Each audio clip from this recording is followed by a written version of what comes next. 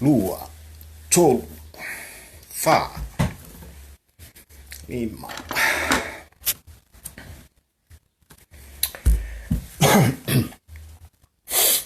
Sale.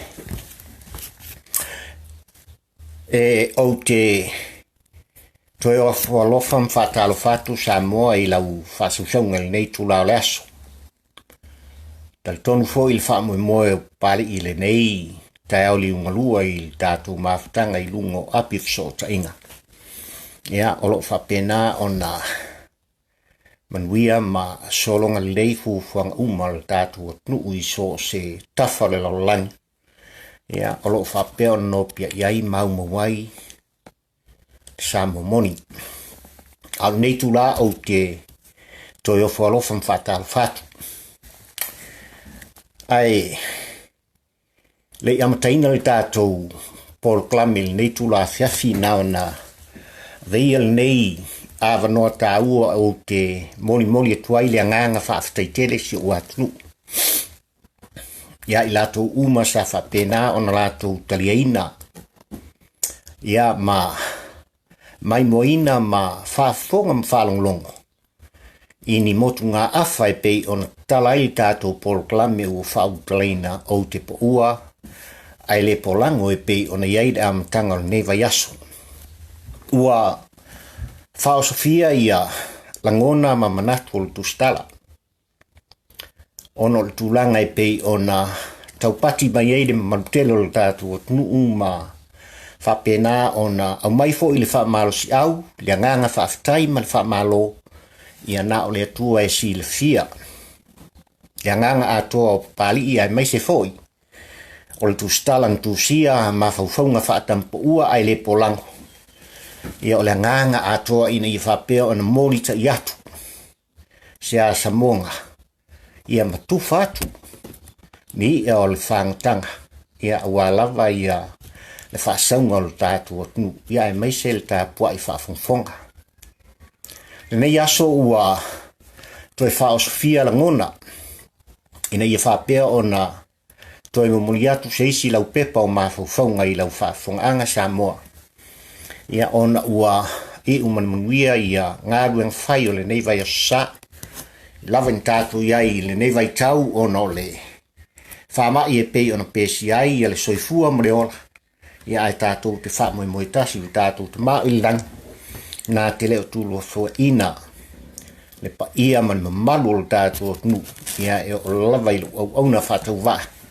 Ia e ioe le tautununga o nale o lo mau o lunga pēa. Ia o inga o le masinga I lo tō soifua. Ia ai mai se fo iso mātou bola whātau wā. O te whātalo whātuai. E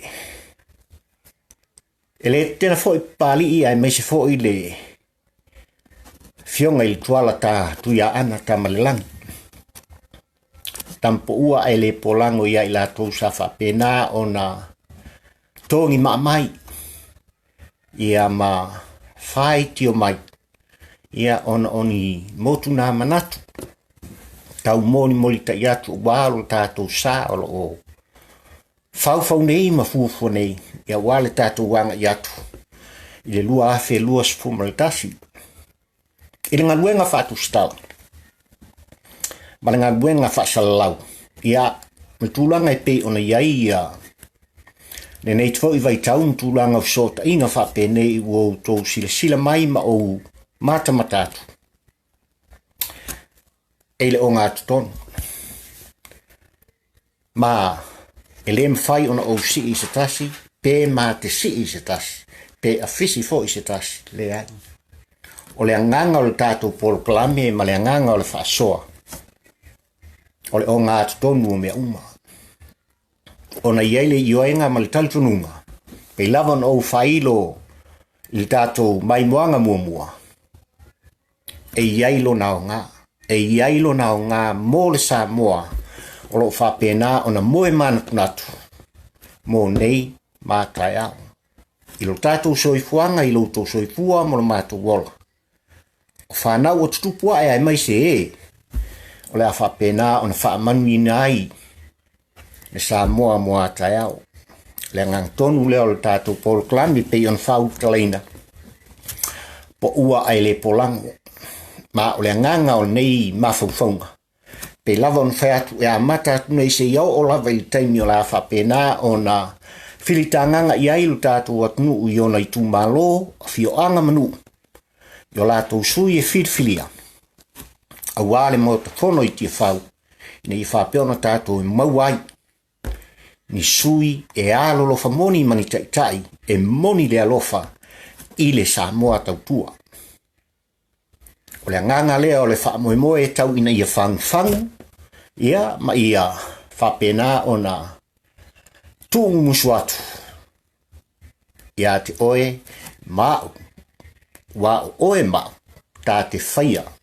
Ne whitwhilinga i le sui e talawhia ngai. Mo le mau te whono Samoa. A wasen na i o le tātua tū. Ia mo nei mātai au. Ma whanau lalu baua o le tū. Ai usi te whaafonga. O le lau pepalong lua nei o mawhauwhaunga whaatampo ua. Ai le polango i lau whaafonga anga ma lau whaasausonga Samoa. I le nei tū lau le aso.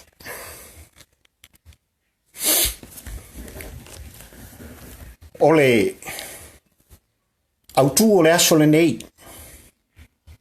Ma mawhauwhaunga o le aso le nei. Ua wha au tuina e whapea. O le sui whaipule, o le au auna, ma o ia o le awhi au. O le sui whaipule, mo le mao ta whono, i tia whau.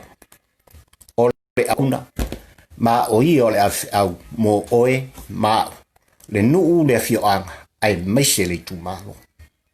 Ma o le au tūnu na, o ma whauwhaunga, o le tātou, paenga lua o le tātou Port Klami. Ia, o lea au le se e whaatua pola i pai o maota sa. Ma o vele fue i o tua lawa. Ai o te wha mole. Aua e te tongitongia si tampo ua ai le polango wha soi o tua oi. Nei le ola le oia. Aua o le ala moni lea ua o taunga whaituai ina ia whapea ona e lomilomina ma o lomilomina ai o tau au ma whaatalatal noa i ati oe e whaalai i o fufonga ina ne ila bea le tata vale ona ta umanea i oe e mana o le tampu ua e te ala ma ia e mātala ai aua e te tautule moe. Awa, e iloa le lava e le tangata sa moe ma tautule moe i le taimi e whai eilana e kisi. Awa o ia tonu lea. O loo whai tio i le tele o lona matima ma le tangolima i le nei vai tau o le soifuanga. O loo mana o le tampo ua ai le polango e whangu makuma whate i lo muaulu ina ne e alae ua mou malie le tōfua masiontino. Ai fiu o mata e au tilo. Talo fai.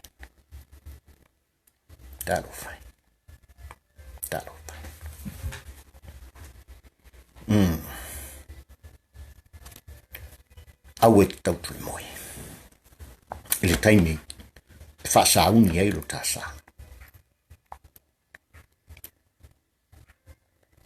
Pe e te alofa, ea mo au. Pe e te alofa ea, mo oe. Ua ua te leiloa fufua. Ua te tau mate ea, po oe o se tupua. I oe wha mole. A te lea tu tama si tampo ua ai le polango. Ona e wha putu lea. Ma wha o ngā awa e au ngā i ati oe. Nei mātai au. Whai mai o funga o la au ese. E au e lo mātutua ma te neti. e manongi le iai se lolo, ma maua i se sua u le lei, male tau kele. Ai le tio a poi a fai mai tō ina ma le au lua spuma le tasi. O le tele o sulu e maua i fingota. I oe se i alofa maia se tau la se Samoa. Ua fia mapu le tampo ua. Ua fia ta ele i le sau o le tai au. O mo lava ia o si tampo ua i au ngā. Awa e fia tepa foi o ia. I le fale e lau i ula ai poupou li toa. Fai mai e aso i le unga. Ai afa ia au le oa. O lona pae ua le o le lei. O lona pae ua le o le lei ui. Ai o le lei fanua. A faa sa valu mai falatai. Ai faa mole ia. Aua e te ita. Pe e te lama ma faa po i ata ita. Aua e le leile nā mea e te tau whaia. Nā o le tangata e le alu si lotu e faa pena. Aua o si tama e mai. E po ua malango ia. Ai whai mai i alo lofa tere i aina i on tua whawhine o ruta mana omi. O le ala fo i lea e mawaisi o na malosi. Awa la te lomi ma fufulu i ona papala ma ona po. I aso uma o le soi fuanga. Mantua le. O motu ngā manatu o le tampo ua ai le polango. Ma ona lava manatu na uia. Ai le fai lau whaafuang anga le atunu pele. Wa fai mai li tamatua le tampo ua o le uta le vale e manava mau. Ai o le uta le tampo ua ai le polango. E te tala. Vevete, totofi, tala matufatu i ona uso matua whawhine. E pei o la Yesu i on so. O lo utino le nei, ma lo utoto. O se inu mai ai, e maua ia le ola e whawau. I oe, ai se mili i o ta mangeso. O ai se fue i o ta lango. O te whai atu i ate utou. E ui ina po ua. Ai le po lango. O tou. Ma tou te le valuarfo. E o lava i le whawau. O so o se sui po o se te e tau vai tofi whai pole. Ua whaatu se le tampo ua i le au auna po o se awhi au. Ma o tausanga uma o le a ia pale mai ai i le tofi o lona i tu malo. O le a whaapea o na vea ai le soifua tautua ma au auna. E pei o le au auna le tupu ma le masiofo. O le a whaapea o na vea ai lo soifua tautua. E te au auna ai. I oe, fai mai e sauwha i le tupu i lona no whali. Ai tutu ai, lana au auna i ona taftafa. Na ona tapa mai lava o le tupu i se ipu vai, oso le au auna. Ai a fai mai le masiofo e siva. A fai mai e vala au. A fai mai foi e matua i e le otele. Oka. Pe a fai. Mai foi na masiofo e oso. Ia e matua oso i lunga. Siva ma e matua siva. Tani ia matua tani. Pese i oe ona e pese. Pese i lava lea. Ai moe matau tau loa. Ai lava le tupu i matua moa. I oe fa pena. Le lei lava le au na le tofi whaipule i lona i tu malo. Na ona wha mai paepa lava ma tofi whalo nanu. Ai tu ai i taftafa. I le arma mau. Whātu a arma mau lava. E avel fe au. Ina mau fono i tia whau. Na toi fo i mai dea. Ma toi tu i talane o lona matai. Po o lona i tu malo. Awa fo i leisi au na e alu e ave le mana o ngolo na i tu malo malu ai lava. Ele toi sau. Pei o au na mawhai pule olo o iai nei. E fatua toe o no mai lava. Mo mai whaatasi ma le wi. O mai tu o le sao uli. Wa leo mai i vai. Leo mai i tuli. Ai fai mai ia. Fai mai ua solo mai il manava. A fai atu i aito ina sole. Tu ilunga. Wa le angalo. Ai fai mai ai. Le ai. O le whainga lava lea. O ako. Pea o sala mo. I oe usoe. Wa vatu le whaatu tuanga alo nu umalo i tu malo e te alo e momori le whiau. Momori le mana onga. A wa o oe o le au ona. O oe o le au whiau. Ai wani. Na ona e sao whai lava i tofi whaipule e val au loa. O a ule nei tangi. Na e val au fo i la au le vau e whalala umamai i ate oe. Mana tua. O le tofi whaipule. O le au ona. O le ave whiau o le tu malo. E tapa i eile nu. A vala au i eile tu malo e oe mai. Whapea mai. Whatani mai o a ulea. O le a o watu. Ai o tamas se ia. O lo tu lai mai le taimile nei. Fai mai le lato tali. Ai siana le vidi mai ai. Ai siana le oso tuai popi. Ioe, a popi lo wali inga o fongi. E sea, ona e ali il mai lo wali inga o ma osi tutonu linu. Ma tutonu le tu malo. Ioe ua e malam lama i le wingo le tofi fai pule le nei totol fou. A wafo i ele i mana olo ngu umalo i tu malo i ati oe. O oe a ia na e tangi e te fiaru i tofi. Na e halu i au tūli pai ma e tau a nau i lono. Na e tau tō i luma o le atua ma e wha mole i le lua spuma le tasi ma tō i nai o mai. O mai se i pālota i ati oe. Ea. E sa o le pesi al tampo ua ai le polango. Na e tau tō i luma o lo nuu, e fia vea oe ma a au o le tu malo ma e moria le fina ngalo o le nuu i tia whau. I oe le i whai mai le nuu e vatu ni mea ai, mani tupe, o oe a ia i lo loto fuati eifo.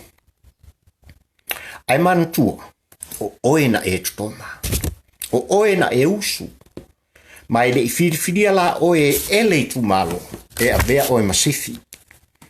Ma o ai lau fua, ma e pule tuai i lau nuu, i ona whanua, i ona suafa, tamaiti, teneti, whale tua matausi, ma le malosi o le nuu. Ia po o manu vai whao le lau ele. Na utasi i le tu malo ma lau nuu i ati o e te awe mo mori le wheau mo la tau. A vevela le fono, ia e oso. Ma a o i lau teimi. Ona e tū le i lunga, ma mo mori le whiau na e sau ma oe. Mai le tū malo e mo mori le lau a fono. A umona e to e fo i lea. I lau i tū malo, a wā o le lahe tali ngā mai tō i ina. Ai aua e te whai whiau le anga. Umona tau, ona e te whao ai lava lea. Whai mai le tampo ua, o asola, e le e whaia se loto stangata. E le ai fo ini whato singa. A whai lava o ngā pelu o le atasi i ai le fio anga. Malenu. Nā o le o mai lava o le tu malo masi. Tu i lunga o le maa sara flafa. Whai mai e lau mai. E le au manga, wha ausi, tau folo, moa sa moa, pua, mea ai ese o le sami, ma fi ngota o le sami. Ma so se tau mafa. I oe. Whai mai e ta ilua pauni. Ale matai naso. Ona o mai lea o le nuu ma le tu malo ma wha malo si au. Ma tau a nau le sui. E alo whamaia. A vea ia ma awhi au. Nā te mamoliina le fina ngalo le tu malo. I le mau tu fono. Sei sila i. I oe. Se ese nā so leanga na ova ai iai. E tumu le whale utupoto I tau mawha. Ioe, e sao mai tai lua pauni ale matai, o na avatu lea ua whiri ai pou le whale. A he tia ese lau niu a wā e susu ai ma masa e sae ai nā pauni. A e le ai ma se isi e ngau ia. A o le tau mawha whai mai ua ngau fata ma la au sangai. E lua bai aso e whau e le pa iai se lango. A wafoi, o mea mangu na maua mai le file mu. Ioe whai mai si tampo ua ai le polango ua furi whao fala au. Sorry. Mai ua furi whao. Whaalu au. Ofu le nei vai tau. Ua le o le nu ue si. Tau anau le sule whai pole. Ea bea ma awhi au o le tumaro. Aya. Ua sau. Le o lo fiadu le tofi. Pu estoi ina. Maamo I tuapa. Ta po solo na ala fau matu iai lole. Ta mai a mangi ngia ngifo. Ua tu iai le fang vai lima. A fa aswati. Ua fai iai ia fai alole ta mea ai. Ta mai a maona. Ona momono le iai le lua se lau tala. A musu stoi ina ona ia tango lea I le maia ma fa mata sele. Ai momono I lona ua.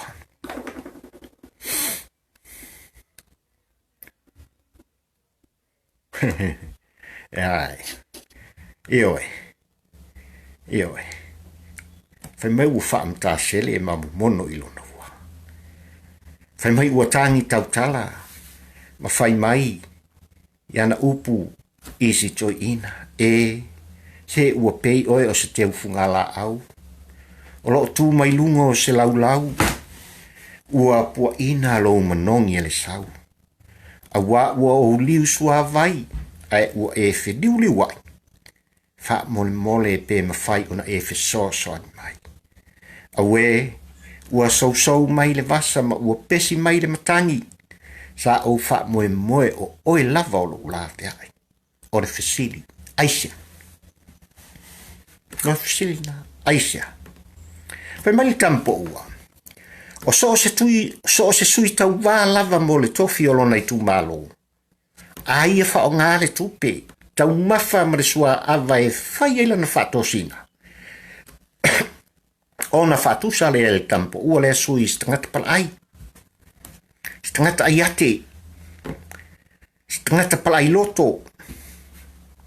Le anga lima. E le ilo fusu.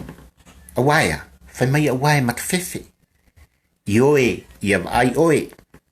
Ua pala aino mata fefe whaafsanga I mali tupulanga le no. Male tu malo, awa wana o le fata. Ai fefe tautala, ma faa matala.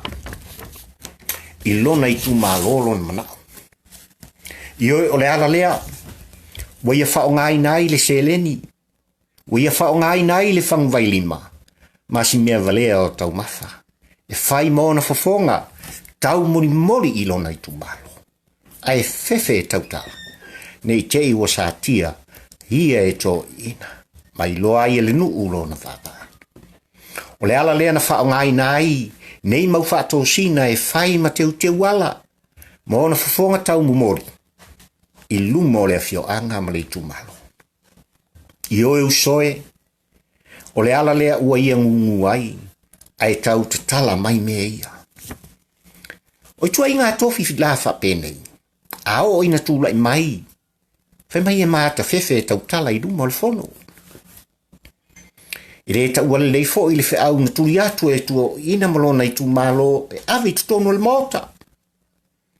Na o le aioso malalau e susu le fe angu le isi. Ioe. Ma feula mai fafo upu matala le mafau fau. Aisia. A wafo I ele I maa o ona lona nuu mali tu malo I sana upu maniona la ngona whae tangata.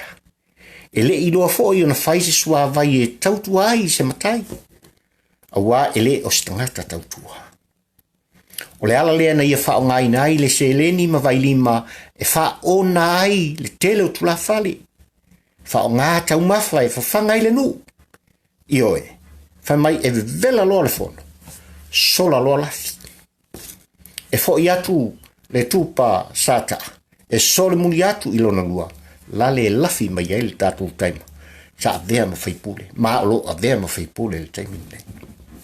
Ioe, fai mali tampo ua e le polango e le aise winga.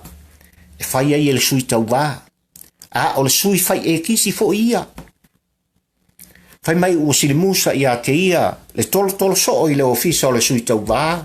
Ma tau maanga manga ilona laulau whaiva.